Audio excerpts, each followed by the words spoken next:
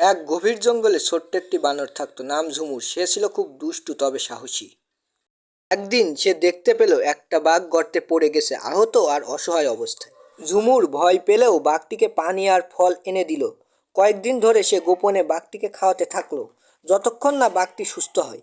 সুস্থ হওয়ার পর বাঘটি চুপচাপ জঙ্গলে চলে যায়। ঝুমুর ভাবলো, বন্ধুত্বের দাম কি এটাই?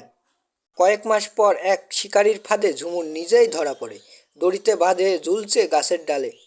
তখনই গর্জন তুলে হাজির হয় এক বিশাল বাঘ। শিকারী তখনই ভয়ে পালিয়ে যায়। ঝুমুর চমকে ওঠে, এ যে সেই বাঘ। তারপর বাঘটি মুখ হাঁ করে ঝুমুরকে দড়ি কেটে মুক্ত করে।